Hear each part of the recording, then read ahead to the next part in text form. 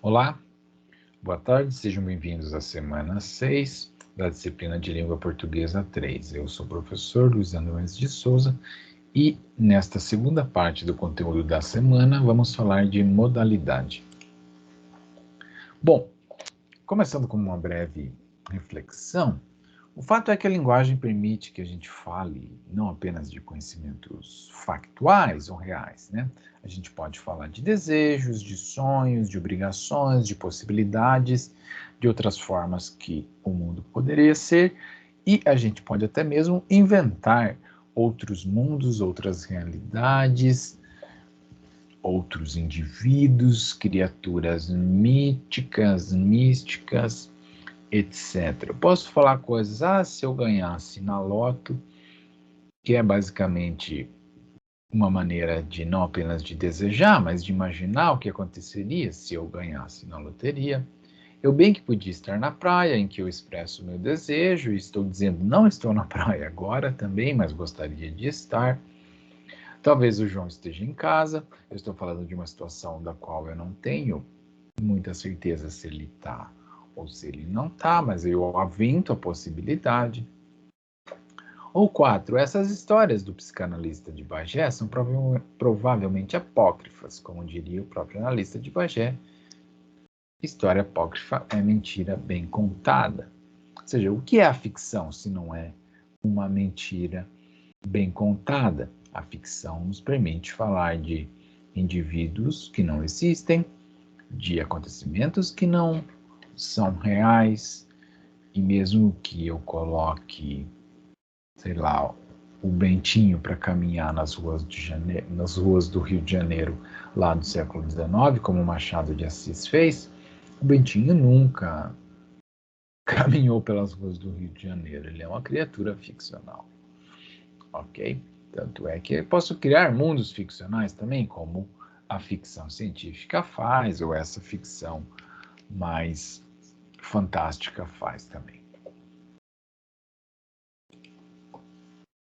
Bom, o que a gente vai fazer aqui é olhar para alguns auxiliares modais, tá? Pensando neles como um dos mecanismos linguísticos da expressão da modalidade. Quando a gente fala em modalidade, estamos pensando em diferentes maneiras de se falar do que é possível e do que é necessário. Essas são as chamadas forças modais, tá? A força modal envolve basicamente isso, a expressão da necessidade e da possibilidade. Quando eu falo alguma coisa como 5A, ele podia ser solteiro, eu estou visualizando a possibilidade de que existe pelo menos um mundo diferente do nosso mundo em que o indivíduo sujeito dessa oração é solteiro. Tá? Além de eu falar, então, que ele não é, ou eu não tenho evidência de que ele seja no mundo atual, no mundo que estamos, eu estou dizendo, eu gostaria de que existisse pelo menos um mundo diferente do nosso em que ele é solteiro. Agora veja 5b. Ele deve ser solteiro. A nossa interpretação é de que, necessariamente, em todos os mundos próximos ao nosso mundo, ou seja, dado a tudo aquilo que eu sei, né, existe uma possibilidade muito forte de ele ser solteiro. Tá? Veja que você pode pensar, puxa, teria outra leitura para essa sentença 5b? Ele deve ser solteiro? Sim, imagina que um indivíduo quer, quer se casar na igreja, por exemplo, ou mesmo no civil, né, hoje em dia. Para alguém se casar, a pessoa tem que ser solteira, a pessoa não as leis brasileiras e mesmo acho que a maioria das religiões no país hoje não permite que alguém já casado case novamente, sem antes se separar. Então, aqui eu posso também ter uma leitura chamada de deôntica, ou seja, que é de acordo com o funcionamento de algumas regras previamente estabelecidas, tá? Sejam regras do funcionamento da sociedade, que são o Código Civil, ou as regras da sua religião. Então, ele deve ser solteiro, aí eu estou visualizando a possibilidade em termos das regras estabelecidas. Note que é um pouco parecida com a leitura que a gente tem em 5C. Ele tem que ser solteiro, mas veja que aqui eu tenho uma ideia de obrigatoriedade muito mais forte do que a que eu tenho com o deve. Então, o deve, ele tem, em algumas situações, leituras de possibilidade forte, em outras ele tem a leitura de uma possibilidade ou de necessidade, tá? Como aqui ele deve ser solteiro na leitura deôntica. Note então que o tem que é sempre a leitura de necessidade. Mas note o seguinte, ele tem que ser solteiro, pode ser uma expressão de um desejo também, né? Não necessariamente uma necessidade deôntica. Imagina que lá alguém tá de olho ali, né? Tá com uma apaixonite ali, tá com crush em uma outra pessoa, num outro indivíduo lá. E aí a pessoa diz, ele tem que ser solteiro, né? Então, ela pode estar expressando um desejo muito forte de que aquela pessoa seja solteira, né? Embora ela provavelmente não saiba, né? Porque se a gente soubesse, provavelmente não usaria, né? Um modal dessa forma, né? Ok? Então, veja, o fato que a gente tem que estar atento é esse. A modalidade, ela pode expressar duas forças básicas, ou a possibilidade ou a necessidade.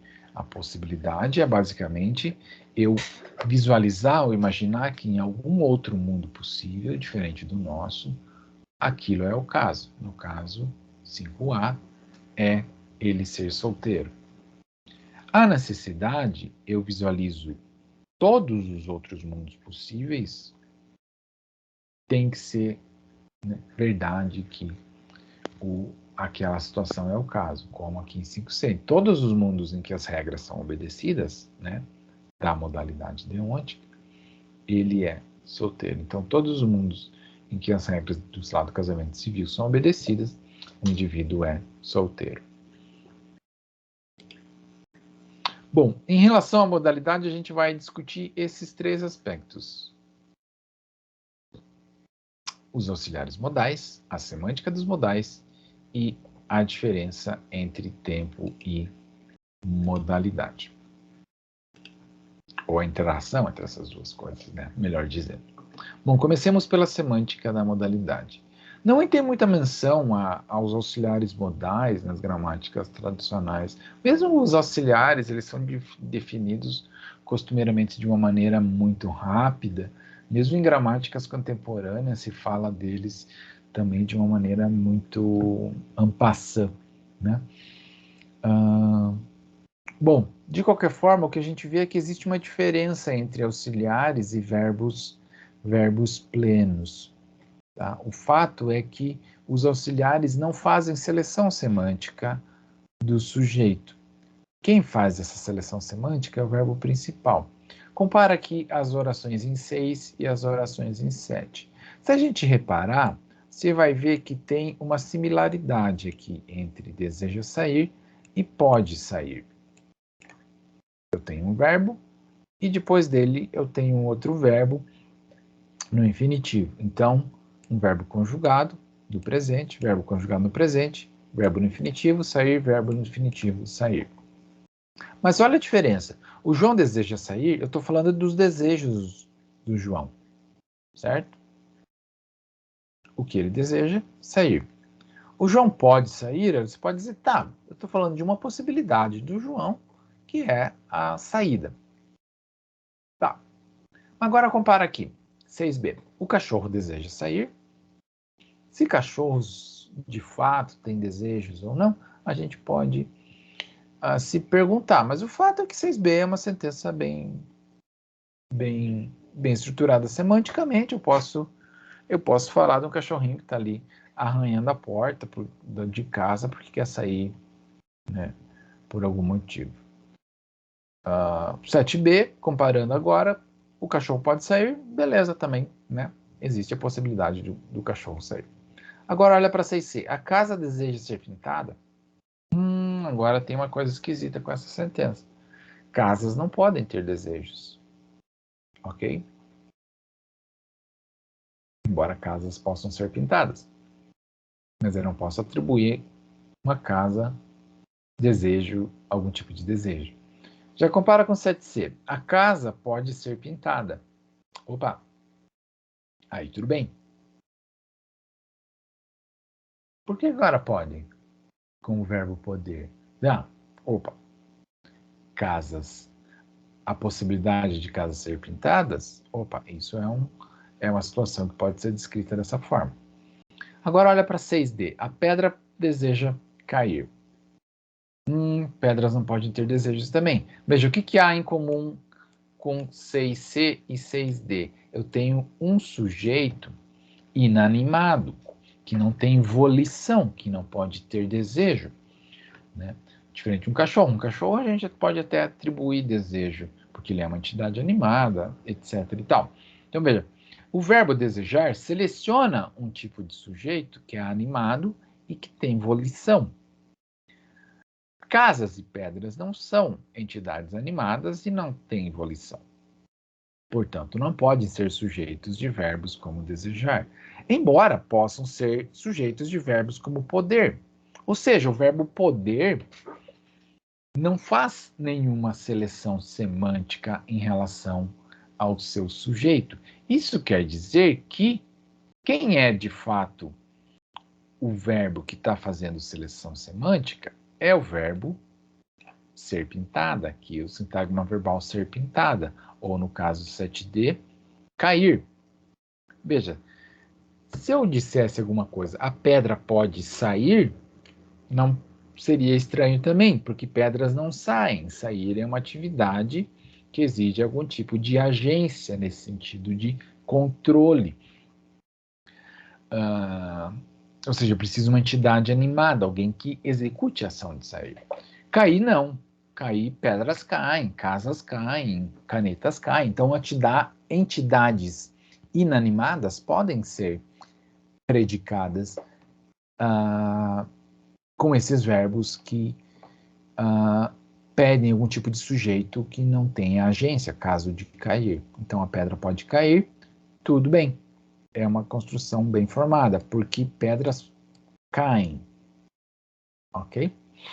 Então, quem de fato está fazendo a seleção semântica do sujeito dessas sentenças em 7 é o verbo sair, ser pintado ou cair, não o verbo poder. Diferentemente das sentenças em 6. O nariz está coçando.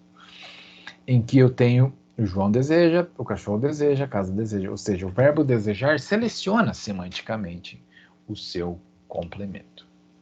Tá? Então, veja que, embora eu tenha uma similaridade sintática ali, de ter um verbo mais verbo, a diferença é que em 6 eu tenho dois verbos principais e em 7 eu tenho um verbo auxiliar modal combinado com um verbo principal.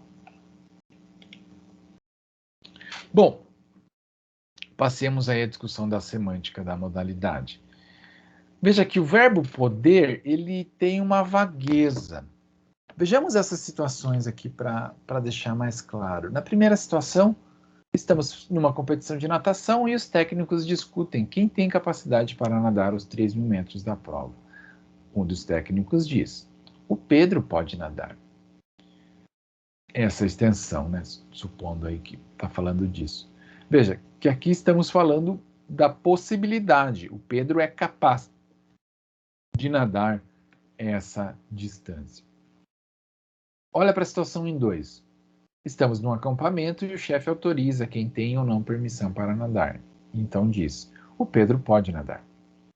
Ou seja, ele está dando uma permissão. Situação 3. Dois amigos estão se perguntando sobre quem será o próximo a nadar e um deles diz: o Pedro pode nadar. Veja, agora estamos falando de uma possibilidade, dado aquilo que a gente sabe sobre o que funciona, o conhecimento que os falantes têm ali da competição, eles visualizam como uma possibilidade a situação do Pedro nadar. Ok? Então, veja, nadar pode ter pelo menos 3 leituras. Uma leitura de capacidade, na situação 1, uma leitura de permissão, na situação 2, e uma leitura de probabilidade, digamos, ou uma possibilidade epistêmica em relação a essa situação 3. Olha agora para o dever e para o ter que. Olha a situação 4. Um pai enfurecido porque sua filha engravidou diz: ela tem que casar. Veja, agora estamos diante de uma leitura de obrigação, dado aquilo que o pai quer. Né? Ele está impondo isso. Né?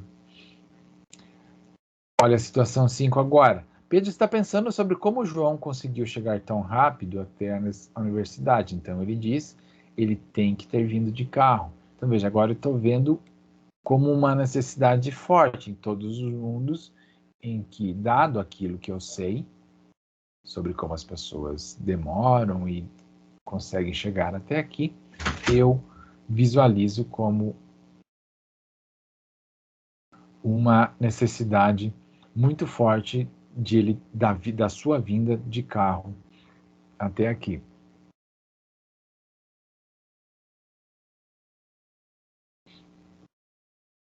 Bom,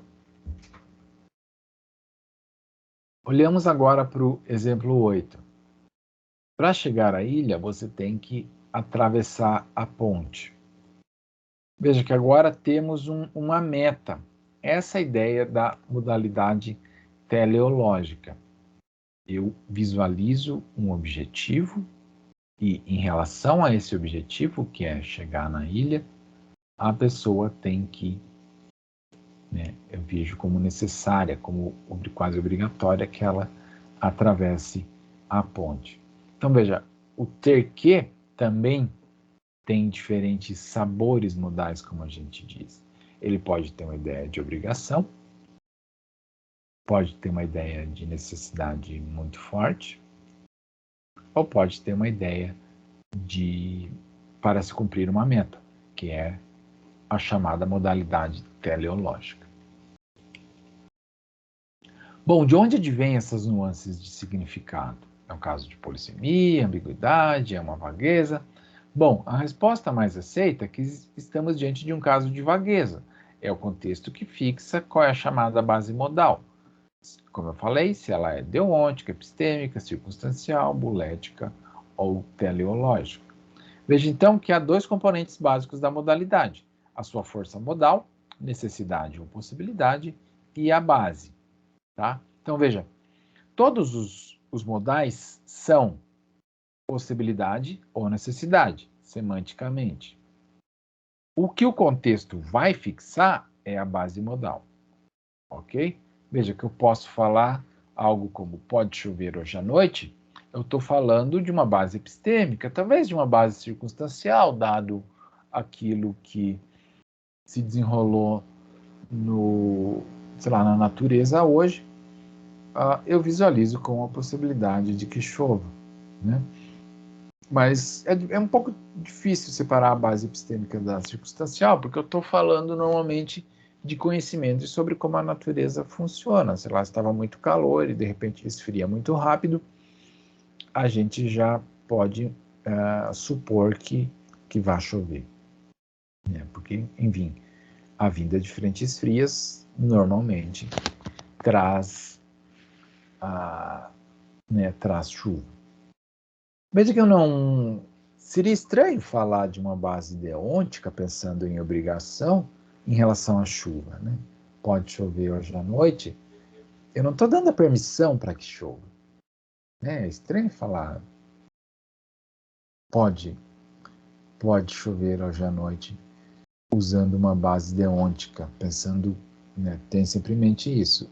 Uma base deôntica está falando de regras, de obrigações estipuladas ali de alguma forma no contexto. Então, a base deôntica é esquisita com um verbo com o poder, falando, claro, de situações como chover, ok?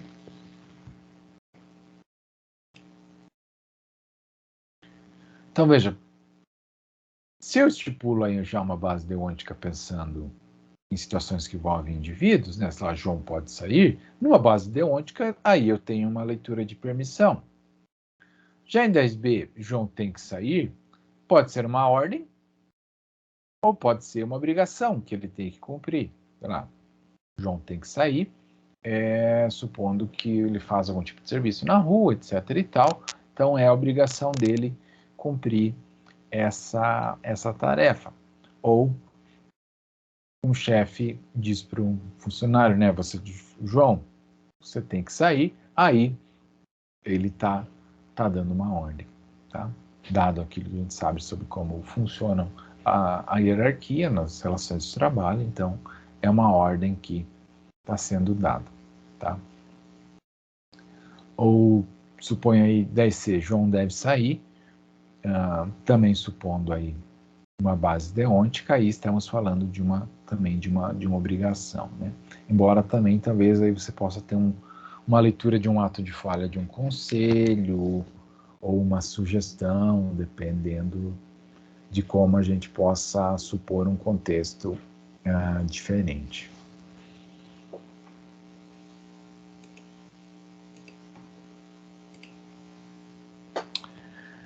Veja que quando a gente está falando de modalidades, estamos falando de mundos possíveis. O que são mundos possíveis, né? Então, a modalidade exige que pensemos em alternativas de mundo ou outros mundos além do mundo em que o falante está, o seu mundo real, né? Claro, metafísica e física à parte, não importa tanto para a gente, enquanto linguistas, se existem de fato outros mundos, outras realidades, enfim, né? Como coloquei aí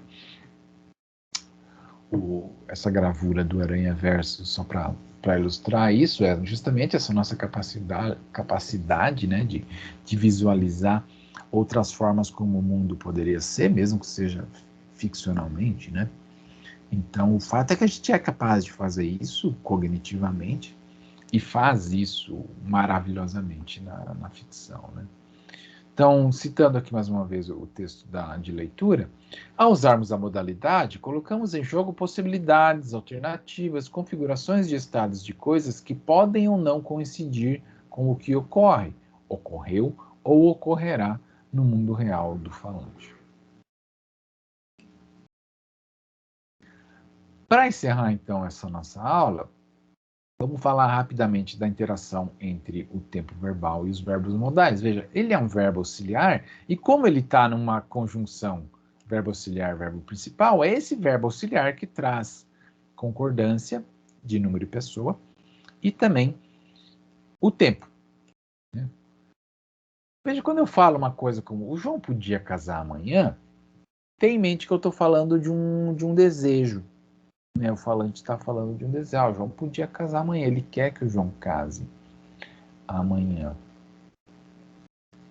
Mas veja, eu estou falando de algo que é futuro em relação ao momento de fala, ok? Parece que a gente tem uma inferência de que ele não vai casar amanhã, né? Imagina que, sei lá, você é um convidado do João e amanhã está um dia lindo, você pensa, pá, o João podia casar amanhã. Amanhã é um dia legal, tô de folga, né? Então, puxa, o casamento podia ser amanhã. Então, você está falando de um desejo. O futuro é uma possibilidade. Mas olhem que tempo verbal eu tenho aqui. Pretérito imperfeito.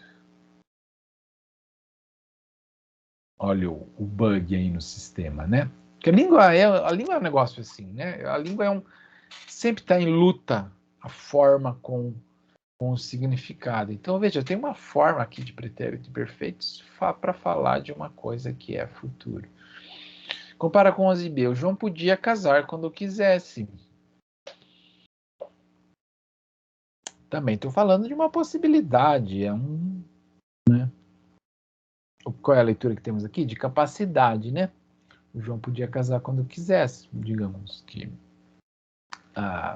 ele tá lá, tá noivo, tá com a namoradinha, tá tudo certo, se amam, são felizes, tem dinheiro para fazer um casamentão, beleza, o João podia casar quando quisesse, ok?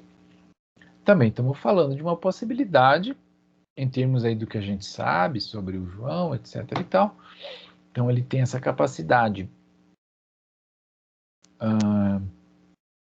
Veja que dessa forma é quase atemporal, né? Também não estou falando necessariamente de alguma coisa passada, nem de uma coisa futura, mas em relação ao presente, eu estou falando de alguma coisa que é possível.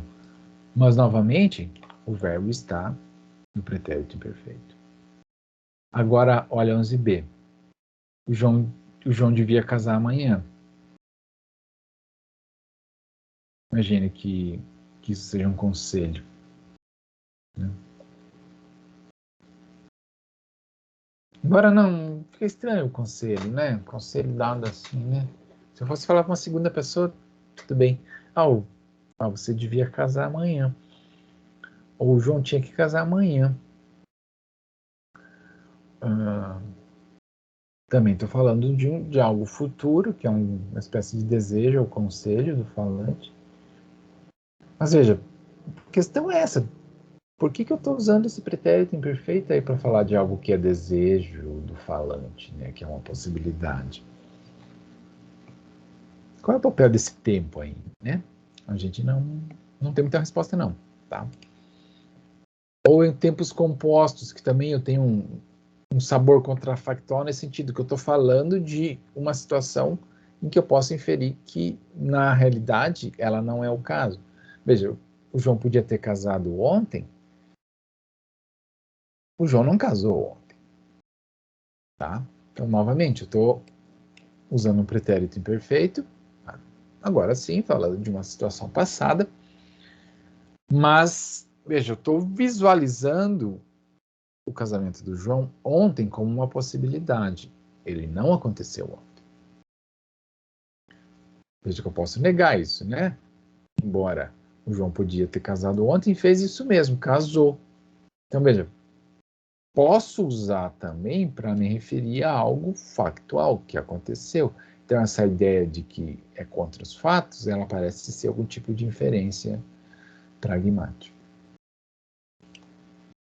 Bom, concluindo essa nossa aula sobre modalidade, a gente viu o seguinte. Então, eu tenho a força modal, que pode ser de duas naturezas, a possibilidade e a necessidade. Eu tenho a base modal, que daí são essas diferentes noções que a gente chama de epistêmica, deôntica, teleológica, etc.